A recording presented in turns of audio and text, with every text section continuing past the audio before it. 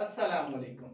मैं हम्माद हनीफ भट्ट अपने programme political talk में आप तमाम नाजरीन को खुशामदीद पेश करता हूँ। नाजरीन, जैसा कि आप सबके इल्म है कि इलेक्शन होने वाले हैं NA 245 में, जिसके अंदर मुख्तलिफ सियासी जमातें और आज़ाद उम्मीदवार हिस्सा ले रही हैं। और इस पर बात करने के लिए हमारे साथ मौजूद है नबील अजीज साहब। अस्सलामुअलैकुम नबील अजीज। वालेकुम सलाम। नबील अजीज साहब, आप ये बताएं कि NA 245 में कौन कौन से इलाके शामिल है? देखिए, सबसे पहले तो NA 245 रिवायती तौर पे PTI इसके अंदर 2018 में जीती थी और इसके अंदर जो इलाके हैं उसके अंदर PCHS, SMCHS, lines area, Khudadad colony जो कि आमिर का साहब का भाई इलाका था, उसके अलावा मार्टिन क्वार्टर्स PIB जहाँ पे फारूक सत्तार साहब का एक होल्ड रहा है और एक नजर उनका क्या नाम है बालादस्ती कायम रही है उस इलाके में। और उसके अलावा लाइन्स एरिया है। लाइन्स एरिया में मुत्तहदा के पुराने कारकुन MKM पाकिस्तान जिसको आप आज कहते हैं, उसके पुराने कारकुनान और जिम्मेदारान वहाँ से काफी लोग निकल के आए हैं, तो ये सब इलाके वहाँ पे शामिल है। अच्छा, तो आप क्या देखते हैं कि हल्के के अंदर इस बार जो इलेक्शन होने जा रहा है कि कौन सी पार्टी मजबूत तरीन पार्टी के तौर पर सामने आ रही है? देखिए, जो इमरान खान साहब से कराची की उम्मीदें थी ना, कराची ने उनको एक वेव के तहत और एक नई चेंज के तहत उनको क्या आप कह सकते हैं कि एक चेंज के तहत आप कह सकते हैं कि उनको मैंडेट दिया था, यूथ ने उनको सपोर्ट किया था कि आप कराची में चेंज लाएंगे। लेकिन खान साहब भी मजबूर थे, या खान साहब की मजबूरी कह लें या खान साहब का टाइम ना देना कह लें, कि उन्होंने 18 अमेंडमेंट का कह के कराची की आवाम को यही बात बताई कि हम 18 अमेंडमेंट के बाद कुछ नहीं कर सकते। तो खान साहब के चांस थोड़े से मुझे ऐसा लगता है कम है। लेकिन दूसरी तरफ अगर हम देखें तो यहाँ पे इम्पोर्टेड हुकूमत का खान साहब का जो बयानिया है, जो खान साहब ने बहुत अच्छे से क्रिएट किया है कि ये गवर्नमेंट इम्पोर्टेड है, अमेरिका से फंडेड हुकूमत है, तो इस गवर्नमेंट को हम खत्म कर देंगे। ये खान साहब का जो बयानिया है, इसका बड़ा असर होगा कराची के इंतखाबात में, क्योंकि आप अगर NA 240 का रिजल्ट देखें तो NA 240 में टर्न आउट तकरीबन 8 से 10% के दरमियान रहा था। अच्छा, और उस इलेक्शन में इमरान खान साहब ने बाइकआउट किया था। अब खान साहब ने इसी को देखते हुए, इसी बाइकआउट को देखते हुए खान साहब ने NA 245 के अंदर दोबारा इलेक्शन लड़ने की कोशिश की है कि दोबारा से इंतखाबी अमल का अपने आप को हिस्सा बनाया, अपनी जमात को और अपने लोगों को। तो कराची के अंदर जो साइलेंट वोटर है, क्या वो PTI को वोट देगा, जो ना किसी पार्टी का वर्कर है ना मेंबर है, जस्ट वो एक वोटर है? देखिए, कराची का वोटर जो है साइलेंट वोटर है, वो बाशऊर वोटर है। कराची का वोटर जो है, कराची का वोटर अपने आप को अक्लमंद समझता है, अपने आप को सियासी तौर पर बाशऊर समझता है। क्यों? कराची के जो पॉलिटिक्स और सिनेरियो रहा है, वो कभी भी जागीरदाराना वडेराना निजाम पे नहीं रहा। कराची के अंदर हमेशा से लोकलिस्ट लोगों की हुकूमतें रही हैं, लोकलिस्ट लोग हमेशा से आगे आते रहे, जिसकी मिसाल आपको 70s में जमात इस्लामी की सूरत में मिलती है, और उसके बाद 80s से आपको ऑनवर्ड मुत्तहदा की सूरत में मिलती है, और दीगर सूबाई कौमी जमातों की क्या नाम है, आप दीगर कौमी जमातें इसीलिए इस शहर में कामयाब नहीं हो पाती कि वो लोग यहाँ पे वडेरे जागीरदार बिजनेसमैन लाके खड़े कर देते जिनकी लोकल से कोई हमांगी नहीं होती। बिल्कुल, आप एक आदमी को अगर आप हल्के में देखते ही नहीं है और हल्के के अंदर आपने उसको कभी देखा ही नहीं है, तो आप उसको वोट देने क्यों जाएंगे? बिल्कुल। आप क्या समझते हैं कि PTI अगर ये इलेक्शन जीत जाती है तो उसको तो नेशनल असेंबली में जाना ही नहीं है, तो NA 245 की आवाम इमरान खान के मेंबर को जो है नॉमिनेट करा है उसको वोट क्यों दे? देखिए, आपने बड़ा अच्छा सवाल किया, खान साहब के उम्मीदवार को वोट क्यों दें।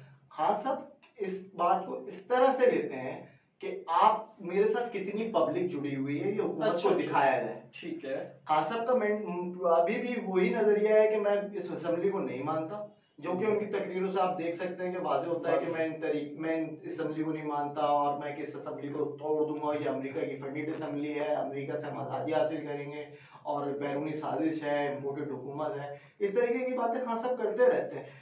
लेकिन ये बातें लोगों को पसंद भी आए, कराची में भी खान साहब को पसंद आ रही हैं, जिसकी वाज़ेह मिसाल आपको मिलीनियम पे एहतजाज, गुलशन इकबाल पे एहतजाज और इस तरीके, और बाग़े जिन्ना का जलसा जिसके अंदर बहुत जम गफीर था पब्लिक का, और ये अच्छा, कराची का वोटर जलसों में तो आ जाता है, बिल्कुल साइलेंट वोटर जलसों में लाजमी आता है, जलसों में आता है क्योंकि वो उसको एज एंटरटेनमेंट लेता है, वो वोट डालने नहीं निकलता।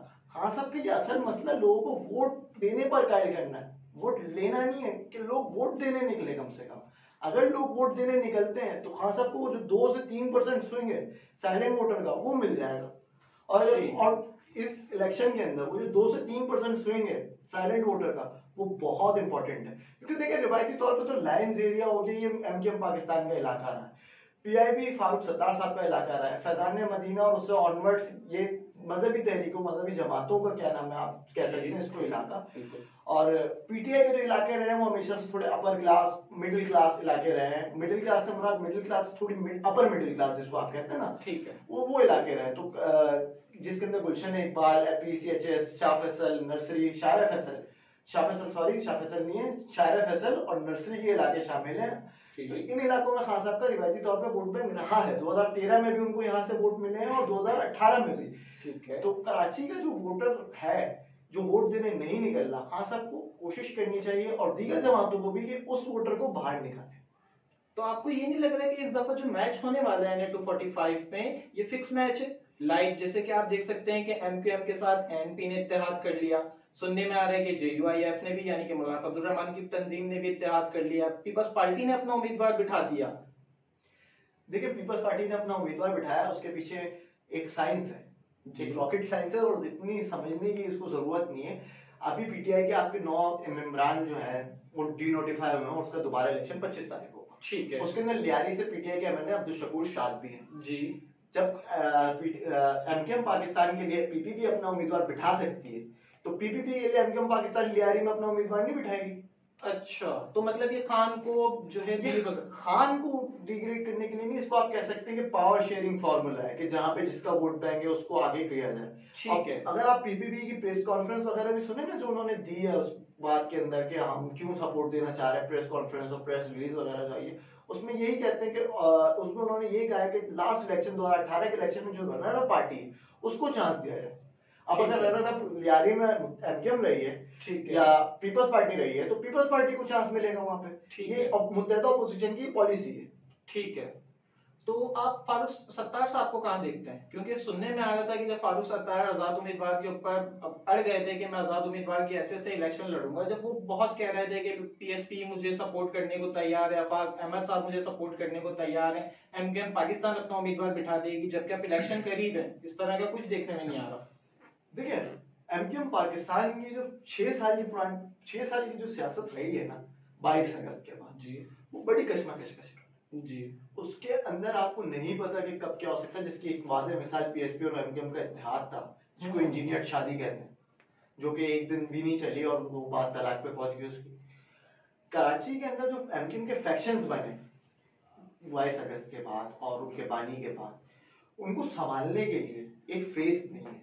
इस बात को हमें मानना पड़ेगा और एमकेएम को भी तस्लीम करना पड़ेगा कि उनका एक फेस नहीं है। क्योंकि देखें पार्टी के अंदर जो उनकी बानी की हैसियत थी वो एक बड़े भाई की थी, बिल्कुल। और क्या नाम है, ये सब जो थे ये आपस में भाइयों की तरह थे। अब जिस घर में बड़े भाइयों के साथ छोटे भाई रहते हैं ना, तो बड़े भाई के जाने के बाद छोटे भाई होते हैं बिखर जाते हैं। बिल्कुल।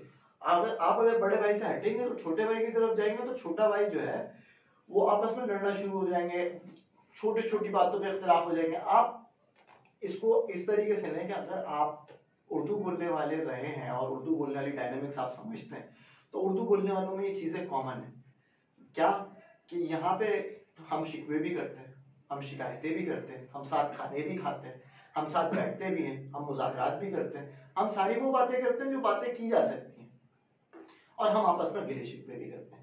और हमारे यहाँ तो कहा जाता है कि हम शिकायतें भी उन्हीं से करते हैं जिनसे हमें मोहब्बत हो। तो ये शिकायतें हैं फारूक सत्तार साहब की भी एमकेएम से और एमकेएम की फारूक सत्तार साहब से। दूसरा मसला जो है ये है कि फारूक सत्तार साहब जो ताले के निशान पे खड़े हुए उस पर वसीम अख्तर साहब ने बड़ा सख्त मौके अपनाया कि अगर फारूक सत्तार को हमसे प्यार था और हमारे लिए अपना उम्मीदवार बिठाना चाहता, वो खुद बैठ रहे थे, तो अब जबकि अगर मामला सेटल नहीं भी हुए तो फारूक सत्तार साहब बैठ गए। जबकि फारूक सत्तार साहब का ये कहना है कि मैं उसी निशान पे लड़ रहा हूँ जो कि 1986 में एमकेएम का निशान था, ताला, मैं उसी निशान पे क्या नाम है इलेक्शन लड़ रहा हूँ जिस निशान पे मैं मेयर बना था। तो देखना ये है कि फारूक सत्तार साहब ने जो लास्ट इलेक्शन के अंदर 35,000 वोट लिए थे एमकेएम के नाम पे, अब वो कम होते हैं या बढ़ते हैं। फारूक सत्तार साहब का उस इलाके में एक अपना एक अलग तशख्खुस भी है, जिसको आप ऐसे देख सकते हैं कि मार्टन बॉर्डर के मकीन और पाकिस्तान बॉर्डर के मकीन उनको जाती हैसियत में जानते हैं। पीआईबी भी उनका घर है जो कि आबाई घर है। 1984 में जब एमकेएम बनी थी जब भी फारूक सत्तार साहब वहीं रहते थे और अब भी वहीं रहते हैं। तो फारूक सत्तार साहब एक इलाके के बंदे हैं, रहने वाले बंदे हैं, और हमने पहले ये बात की है कि और उम्मीदवारों के बरक्स फारूक सत्तार साहब को सिर्फ एक एज ये हासिल है और एमकेएम के उम्मीदवार को कि वो इलाके के उम्मीदवार हैं। पीटीआई के टीएलपी के जो उम्मीदवार हैं, टीएलपी के उम्मीदवार एक अल्लामा साहब है, अल्लामा अहमद रजा अमजदी साहब, वो उस मस्जिद में खतीब है, वहां की मस्जिद में खतीब है। तो उनको भी एक एज हासिल है कि हम क्या नाम है इस इलाके को समझते हैं, इस इलाके की डायनामिक्स में रहते हैं, इस इलाके में हम अपने वक्त गुजारा हुआ है, इस इलाके के लोगों के मसाइल जानते हैं, इस इलाके के मसाइल को हम समझते हैं। मसला पीटीआई का ये है कि पीटीआई ने एक बिजनेसमैन को टिकट दी है। बिजनेसमैन है महमूद मौलवी साहब, जिनकी मौलवी फूड्स आप सबको पता है, मौलवी फूड्स उनकी कंपनी है और उसका बड़ा अच्छा रेवेन्यू, और कराची का इंसाफ हाउस भी, जहाँ तक हमारी मुस्तकिल इत्तलात है कि उन्होंने ही बन पाया था और उन्होंने ही खान साहब को गिफ्ट किया था। तो ये जो बातें होती हैं ना, कराची के अंदर एक नजरिया ये भी है कि जब जो सीट आप हार रहे होते हो उससे आप एक बिजनेसमैन खड़ा कर देते हो, और वो खड़ा करने की वजूहत ये होती है कि वो अपना खर्चा खुद स्पॉन्सर कर ले। अगर तो सीट निकल आती है तो वेल एंड गुड है, और अगर सीट नहीं निकलती तो कम से कम पार्टी को खर्चा लो। ठीक है, तो आपने भी फारूक भाई की बात करी, तो फारूक भाई के गिले शिकवे इन दी एंड कोई सरप्राइज मिल सकता है कि गिले शिकवे खत्म होके फारूक साहब जो है वो बैठ जाएं या एमकेएम अपना नुमाइंदा बिठा दे, इस तरह का कुछ आपको दिख रहा है? देखिए, आज जो है वो 19 अगस्त है जी, और इंतखाबात होने 21 अगस्त को, तो कराची की सियासत के अंदर हफ्ते वाले दिन भी हो सकता है कि बिल्कुल दोनों में से कोई भी बैठ सकता है। देखिए, सियासत के अंदर फारूक सत्तार साहब ने खुद कहा है कि दरवाजे कभी भी बंद नहीं होते। बिल्कुल। तो हमें नहीं मालूम कि उनके इंडोर कोई मुज़ाकरात चल रहे हैं, अभी तक की ज़राए के मुताबिक इसमें से कुछ पॉसिबल नहीं है, लेकिन कल का से बल्ला बेहतर जानता है। हो सकता है कि कल आज रात में 19 तारीख की रात में ही हो जाए, हो सकता है। जिस वक्त हम शूट कर रहे हैं इसको उस टाइम तक तो कोई ऐसी मुसद्दिक इत्तलात नहीं कि फारूक सत्तार साहब और एमकेएम के अंदर कोई राब्ते हुए। दूसरी बात ये कि राब्ते तो रहते हैं आपस में। आप अगर किसी के साथ 34-35 साल का अरसा गुजारेंगे तो आपके भी राब्ते रहेंगे। बिल्कुल बिल्कुल बिल्कुल। अब आप बिल्कुल राब्ते तो बंद नहीं कर देंगे कि सर मैं आपसे मिलना नहीं चाहता और आपने मुझे मैं आपको ब्लॉक कर देता हूँ, आप मुझे ब्लॉक कर दें, ब्लॉक खेलेंगे सर, ऐसा तो नहीं होता सर। राब्ते रहते हैं। देखिए, आपके और मेरे मुश्तरका दोस्त भी होंगे, बिल्कुल। उन मुश्तरका दोस्तों की कोई शादी है, कोई तकरीब है, कुरान खानी है, उन मुश्तरका दोस्तों ने आपको अपनी दावत पे बुला लिया और आपके बैठ के सुलह करा दिए, तो हो सकता है ये पॉसिबल। तो आपको कुछ लगता है कि इस तरह की सुलह कौन करवा सकता है? देखें, कराची के अंदर एमकेएम के साथ एक नजरिया जुड़ा हुआ है एस्टेब्लिशमेंट जी, इस टाइम पे कि एस्टेब्लिशमेंट के कहने पे आते हैं, एस्टेब्लिशमेंट के कहने पे जाते हैं। मेरा नहीं ख्याल कि एस्टेब्लिशमेंट इनको आपस में एक करने का या एस्टेब्लिशमेंट का इन पे हाथ रहा है। अगर एस्टेब्लिशमेंट का हाथ रहा होता तो ये कराची से जो इनका 2018 का इलेक्शन है वो इस तरीके से हारते। पीटीआई यहाँ से 14 सीटें लेके जाती, तो एस्टेब्लिशमेंट का हाथ तो नहीं है। अगर एस्टेब्लिशमेंट आपकी मुराद थी तो एस्टेब्लिशमेंट तो यहाँ पे बिल्कुल कोई रोल नहीं प्ले कर सकती। हाँ, मुश्तरका दोस्त, खानदानी दोस्त, कारोबारी दोस्त जो कि पहले आपका क्या नाम है साथ देते रहे, वो करते रहेंगे। आप ये देखें कि फारूक सत्तार और एमकेएम पाकिस्तान के दरमियान जिस बिना पे इख्तिलाफात शुरू हुए थे, कामरान टिसूरी साहब को सेनेट का टिकट दे रहे थे, बिल्कुल, वो कामरान टिसूरी साहब तो मंजर से कहा कुछ, वो आपको मंजर पे नजर ही नहीं आए 2018 के बाद। तो क्या उनको एजेंट तस्वुर किया जाए? हो सकता है। तो किसने भेजा होगा आपके ख्याल में उनको? देखें, इनको उन्हीं लोगों ने भेजा हो शायद जिनको नबील कबूल साहब ने भेजा था। ये भी बात बिल्कुल सही है। जो नबील कबूल साहब को जिन्होंने भेजा था उन्होंने, हो सकता है। देखिए, कोई बड़ी से इम्कान नहीं है, या हो भी सकता है, हम जितना सोच रहे हैं ऐसा नहीं हो, वो अपनी जाती मजबूरी की वजह से और जाती उनको सियासत से दिलचस्पी ना आ रही हो, उनका माजी फंक्शनल लीग से रहा है, तो हो सकता है फंक्शनल लीग के साथ अपनी जिम्मेदारियां आगे कंटिन्यू करें। तो कामरान टिसूरी को आप लाके नाज़रीन हमारे जो गेस्ट नबील अजीज साहब कश्मकश में डाल के चले गए। तो नबील अजीज साहब, एक तो बाई इलेक्शन के अंदर वैसे ही टर्नआउट बहुत कम रहता है और ये कराची वाली आवाम तो कहती है यार एक छुट्टी का दिन है, इसके अंदर हम आराम करें, तो और मौसम भी कुछ ऐसा है कराची का, बारिशों का कुछ पता नहीं चल रहा कि बारिशें कब हो रही है कब नहीं हो रही, नॉर्दर्न एरियाज बन गया है कराची। तो आपको क्या लगता है कि टर्नआउट कितना रहेगा? कराची की जो हालत है तकरीबन थोड़ी बहुत मौसमियाती तब्दीली से भी क्या नाम है कनेक्ट करती है, और महकमा मौसमियात ने 2 महीने पहले जब बारिशों के अलर्ट जारी किए तब मानसून का ऐलान किया तो उन्होंने कहा था कि इस बार बारिशें मामूल से ज्यादा होंगी। तो उसके लिए हमने कोई हिकमत अमली बनानी थी और अफसोस के साथ हम बना नहीं पाए।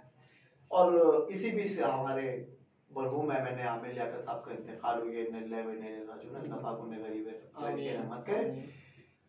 तो इलेक्शन कमीशन ने इसी बात पे इस सीट पे भी इलेक्शन कराने थे और फिर इलेक्शन कमीशन ने बलदियाती इलेक्शन भी कराने थे, जिसको वो पहले ही मुलतवी कर चुके हैं। और मुलतवी करने के बाद अब सुप्रीम कोर्ट का ये ऑर्डर है कि आप उसको मुलतवी नहीं करेंगे और इंशाल्लाह रिज़्क कराएंगे। रही बात ये कराची का वोटर निकलेगा या नहीं निकलेगा, तो आप एक बात इसको ऐसे समझे कि कराची का जो वोटर है, साइलेंट वोटर, वो तो वैसे ही नहीं निकलना है ना। और अगर साइलेंट वोटर को कोई जगाने में कामयाब हो जाता है तो वो फिर आप ये समझे कि एक आदमी अगर किसी के कहने पे जाग जाए तो वो जी रहा हो मर रहा हो वोट देने जाएगा। जिस तरीके से आपने अभी लाहौर में देखा कि एक भाई जो है वो हमारे व्हील चेयर पे आए, बुजुर्ग हमारे आए, और क्या नाम है 80-80 साल के बुजुर्ग हमारे वोट डालने आए। तो अगर कोई उनको जगाने में कामयाब हो जाता है तो वो वोट डालने आएंगे। मजहबी तबका जो है हमारा, जो टीएलपी माशाल्लाह बड़ी अच्छी पार्टी रही है और ये बहुत अच्छा हो सकता है ये आपको अपसेट कर दे। अच्छा, जिस तरीके से NA-240 के रिजल्ट रहे कि सिर्फ 65 वोट से टीएलपी हारी, तो हमें टीएलपी को लाइटली नहीं लेना चाहिए। हो सकता है टीएलपी के अहमद रजा अमजदी साहब जो है वो जीत जाए इस मैदान से, क्योंकि 2018 में अहमद रजा साहब ने 20,000 वोट लिए इस इलाके से और फारूक सत्तार साहब के 35,000 वोट थे, जबकि आमिर लियाकत साहब 53,000 वोट से हारे थे। पीटीआई की डिसएडवांटेज ये है कि आमिर लियाकत साहब का हल्का जो था NA-245 उसमें खुदादात कॉलोनी शामिल और खुदादात कॉलोनी में उनका घर था। तो इसी वजह से आमिर लियाकत साहब को एक थोड़ा सा एज हासिल था और वो फिर एनकम का बायफेस भी रहे थे, वो मुहाजिर सियासत को समझते थे। जबकि महमूद मौलवी साहब में इस तरह की क्वालिटी नहीं है। वो वफाकी वजीर के मुआविन रहे और दीगर नेशनल लेवल की सियासत कर चुके हैं, लेकिन कराची की डायनामिक्स नेशनल लेवल की डायनामिक्स से बहुत अलग रही है। और कराची की डायनामिक्स को कराची के बंदे और कराची के लोकल ही समझ सकते हैं, ये बातें हमें समझनी होगी। आप कह रहे हैं कि पीटीआई को इस दफा डिसएडवांटेज है, जबकि आपने ये देखें कि पीटीआई के जिस हलके कराची के जिस हलके के अंदर इलेक्शन हो रहा है उधर पीटीआई के 2 MP हैं। तो क्या वो फायदेमंद साबित नहीं हो सकता? पीटीआई को डिसएडवांटेज इसलिए है कि हल्के की सड़कें टूटी हुई, बिल्कुल 380 से लेके गुरु मंदिर तक का जो रोड है उसके अंदर गड्ढों की यह हालत है कि आप उसको देख ही नहीं सकते। आप 18 अमेंडमेंट को आप कहां तक अप्लाई करेंगे? आप लोगों में एहतजाजी मुजाहरा ही कर दिया होता तो लोग कम से कम ये तो समझते हैं कि आप हमारे साथ लॉयल हैं। तो ये डिसएडवांटेज है पीटीआई का, आप इसको माने। दूसरा डिसएडवांटेज ये है कि जो वहां के 2 MP हैं, ये भी डिसएडवांटेज ही है कि वो MP होते हुए भी वहां उस हल्के में काम नहीं हो रहा। भाई जिस जमात के 23 MP हो, 14 MNA हो, एक शहर गया वो शहर को रिप्रेजेंट नहीं कर सकता, एक एहतजाजी मुजाहिरा नहीं कर सकता। जबकि खान साहब की सियासत एहतजाज और धरनों के बीच में गुजरी है। 126 दिन का धरना खान साहब का बहुत बड़ा और मारूफ धरना है जिसको गिनीज बुक में शामिल किया गया। बिल्कुल, जो खान साहब इसके लिए अगर एक धरना करते और कराची के हुकूक छीन के ले लेते तो बात बहुत आगे बढ़ सकती थी। दूसरी बात ये कि खान साहब को एक डिसएडवांटेजेस जो होता है, डिसएडवांटेज है ना, वो छोटा सा ये भी हासिल है कि जो सिंध की क़यादत है तहरीक इंसाफ की, बिल्कुल वो मिसगाइड करती है खान साहब को। हमें ऐसा लगता है। कैसे? खान साहब को बताया जाता है कराची में सब अच्छा है, ओके की रिपोर्ट है, खान साहब खुश हो जाते हैं। खान साहब ने 1100 अरब का पैकेज बनाया, खान साहब को बताया 2 अरब यहाँ से ले लेंगे, 20 अरब यहाँ से ले लेंगे, 200 अरब यहाँ से ले लेंगे। खान साहब ने पैकेज अनाउंस कर दिया, उसका पैकेज कहाँ गया? पैकेज बना। ये तो मकामी रहनुमाओं का काम है कि खान साहब को प्रोजेक्ट्स बताएं। खान साहब बतौर वजीर आजम क्या क्या कर सकते हैं? अब खान साहब को प्रोजेक्ट बताए इस तरीके के रहेंगे, उसके अंदर 900 अरब रुपए जो है वो सूबाई हुकूमत देगी। जबकि आप खुद कह रहे हैं 18 अमेंडमेंट के बाद सूबाई हुकूमत खुद मुख्तार है, तो सूबाई हुकूमत कैसे देगी आपको? जब आप उनसे मरकज में इख्तिलाफ हो, आप यहाँ पे सिंध में ऑपोजिशन में बैठे हो, तो आप किस तरीके से देंगे? और दूसरी बात ये रही कि 900 अरब रुपए चले, वो सिंध गवर्नमेंट ने नहीं दिए, 300 अरब रुपए का भी काम नहीं हुआ। हालांकि कराची अगर 2010 तक बना है तो नेमतुल्लाह खान साहब ने 150 अरब रुपए खर्च किए थे और मुस्तफा कमाल साहब ने 300 अरब रुपए खर्च किए थे। इसी वजह से कराची बना ना। कराची के अंदर 450 अरब रुपए भी खर्च हो जाए तो कराची की शक्ल नजर आ जाती है। और अगर ये इन 4 सालों में 300 अरब रुपए खर्च कर देते वो जो फेडरल को देना था, तो कराची अच्छा नहीं बन सकता था? बन सकता था, जरूर बन सकता था अगर कोई बनाने वाला होता तो। जी, बनाने वाले देखिए खान साहब खुद नहीं आएंगे, पार्टी के लीडर का काम नहीं होता, पार्टी के हेड का काम नहीं होता कि वो गलियों में उतरे, गलियों में जाए, कीचड़ों में जाए, आवाम का दरवाजा बजाए। ये काम लोकल पॉलिटिशियंस का होता है। लोकल पॉलिटिशियन, लोकल वर्कर्स के फिर नीचे वर्कर्स, फिर तो एमपी के एमएनए के कोऑर्डिनेटर्स। यहाँ पे तो कोऑर्डिनेटर्स में पैसे खाली किसी को पता ही नहीं भाई। अगर एक बात एमपीए को फंड जारी हो रहा है, एमएनए को फंड जारी हो रहा है, एमपीए को तो खैर छोड़ो, सिंध गवर्नमेंट तो फंड तो अल्लाह बिल्ला माशाल्लाह आपको मिलेगा ही नहीं। एमएनए को अगर फंड जारी हो रहा है और एमएनए ने वो फंड कोऑर्डिनेटर्स को कहा है कि आप लगाएं, कोऑर्डिनेटर्स ने नहीं लगाया तो गलती किसकी है? गलती दोनों तरफ से हुई है। नहीं, जब एक काम एमएनए का है वो नीचे कोऑर्डिनेटर में क्यों दे रहा? नहीं, कोऑर्डिनेट अगर वो एमपीए खुद काम करने लग जाए तो उस कोऑर्डिनेटर की क्या जरूरत है? बिल्कुल। तो एमपीए ने अपना काम एक कोऑर्डिनेटर को दिया, कोऑर्डिनेटर ने क्या किया, कोऑर्डिनेटर ने उसको अपने घर ले गया या दूसरे कामों में लगा दिया, उसको गैर जिम्मेदारी से खर्च किया, ऐसी जगहों पर खर्च किया जिनका कोई फायदा ही नहीं था। भाई कराची का मसला पार्क्स है नहीं है, कराची के अंदर पार्क्स का इशू नहीं है लोगों को। पार्क्स की जो हालत है, अगर आप अल्लाह माफ करे किसी पार्क में चले जाएं केएमसी के, तो पार्क के अंदर 2 चरसी साइड में बैठ के सुटे मार रहा है। बिल्कुल। देखिए पार्क्स बनाना और पार्क से हमारा काम नहीं है।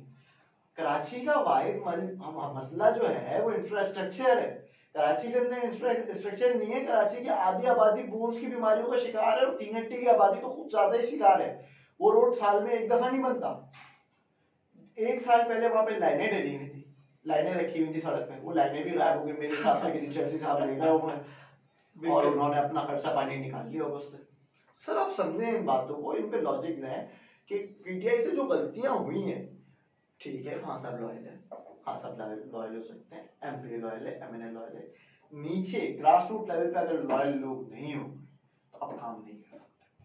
तो नबील अजीज साहब आप क्या समझते हैं कि पीटीआई को इस हलके के अंदर क्या एडवांटेज हैं और क्या डिसएडवांटेज हैं? क्योंकि साबका जो एमएनए इधर से था वो पीटीआई से ताल्लुक रखते थे, डॉक्टर आमिर लियाकत हुसैन साहब, उनके निशान के ऊपर उन्होंने इलेक्शन लड़े थे, लेकिन लास्ट में वो पीडीएम के साथ मिल गए, वो एक अलग डिबेट है। मगर अभी पीटीआई को क्या फायदा होगा? देखिए पीटीआई को जो फायदा रहेगा वो पीटीआई का फायदा ये है कि पीटीआई के पास एक बयानिया है इंपोर्टेड गवर्नमेंट का, ठीक है, और उसका फायदा पंजाब में देख चुके बिल्कुल कि लोग निकल के आते हैं उस बयानी को सपोर्ट करते हैं। फिर दूसरा खान साहब का फेस, खान साहब की जो पर्सनल अट्रैक्शन है वो बहुत एडवांटेज है पीटीआई का, क्योंकि पीटीआई को लीड जिस तरीके से खान साहब ने किया है, इस तरीके से पाकिस्तान में आज तक किसी सियासी पार्टी को किसी ने लीड नहीं किया।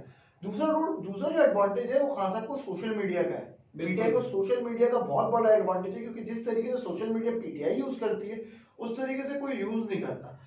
चौथा एडवांटेज ये है कि अगर जिस तरीके से वो ये कहेंगे, अगर जिस तरीके से आलमगीर खान साहब ने काम किया है, आलमगीर खान साहब ने कोई काम नहीं किया, लेकिन उन्होंने ये किया कि वो काम अगर नहीं कर सकते थे तो उन्होंने वो कचरा जो और पानी गंदा उन्होंने उठा के वतीरा आला उस फेंका कि अगर मेरे घर में पानी है तो तुम्हारे घर में भी पानी होगा। तो सर इस तरीके के एडवांटेजेस पीटीआई को हैं। थोड़ी लोगों की जज्बाती वाबस्तगी भी है, फिर नजरियाती वोटर भी है पीटीआई के जो निकल के आएगा चल रहा है। तो इस और इम्पोर्टेड गवर्नमेंट के जो उनका बयानिया है वो माशाल्लाह अल्लाह पाक ने उसको इज्जत बख्शी भी आजकल। बिल्कुल खान साहब की एक पीक है। तो कराची के अंदर लहर भी ना कभी कभी इलेक्शन जितवा देती है। तो मैं होप कि जो भी आए, खान साहब जीते हैं, पीटीआई जीते या एमकेएम जीतती है, फारूक सत्तार साहब अकेले जीत जाते हैं या टीएलपी से कोई जीतता है, तो वो कराची के लिए कुछ करें।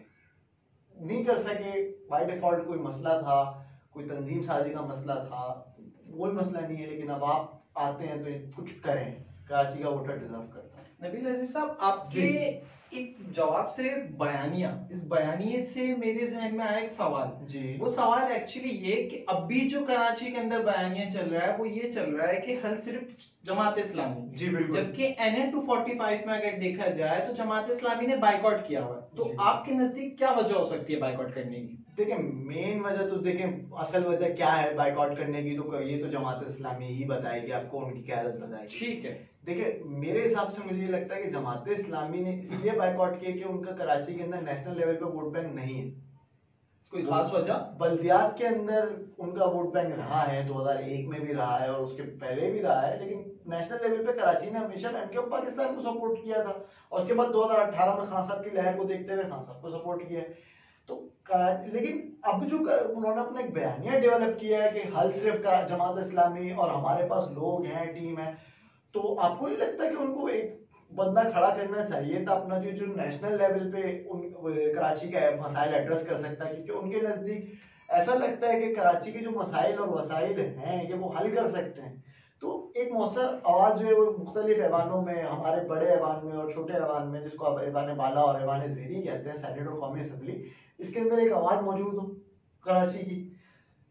जमात इस्लामी ने सिंध असम्बली में एक एमपी के साथ बहुत कुछ किया है, मैं उसको एक्सेप्ट करता हूँ और उनको खराज अकीदत भी पेश करता हूँ, लेकिन जमात इस्लामी को इस पर अपना उम्मीदवार खड़ा करना चाहिए था और इस वेव को यूटिलाइज करना चाहिए था जो उन्होंने एक वेव बना दी है। देखिए आप आज अगर चैनल खोलते हैं अपना टीवी चैनल यूट्यूब पे, अगर आप देख रहे हैं वीडियो वगैरह, तो उसके अंदर आपको थोड़ी देर बाद एक ऐड नजर आता है, इसके अंदर लिखा होता है जमात इस्लामी जी। तो सर अब चेंज हो रहा है, अब चेंज हो रहा है, मुस्तफा भाई भी आ रहे हैं। सर वो मुस्तफा कमाल ने तो देखिए आप फिर इनको फॉलो किया ना, पहले जिसने किया ट्रेंड किसने सेट किया है, एक होता है ट्रेंड सेटर और एक होता है ट्रेंड गेनर। उन्होंने ट्रेंड सेट किया है और इन्होंने ट्रेंड लिया है, तो ट्रेंड लेने वाला और ट्रेंड उसको आप छोड़ें। मेन मसला ये कि आपके जहन के अंदर एक बस गया है कि हल सिर्फ जो है वो जमात इस्लामी ही है, तो सर जमात इस्लामी को अपनी नुमाइंदगी के बाद में देनी चाहिए थी। ये मेरे नजदीक उनका एक गलत फैसला है और एक सियासी तौर पर कमजोर फैसला साबित हो सकता है। तो नबील अजीज साहब, आप इस टॉपिक के ऊपर अपने आखिरी अल्फाज क्या कहना चाहेंगे, जिसके अंदर तमाम तर बातों का खुलासा हो जाए और अवाम के पास ये बहुत मुख्तसर और बहुत वसी बात चली जाए। देखिए लास्टली मैं आवाम से ना सिर्फ एक अपील करना चाहता हूँ कि सर आप वोट नहीं देते इस वजह से कि आपका वोट काउंट नहीं होगा या आप तब्दीली नहीं ला सकते, तो आप गलत हैं।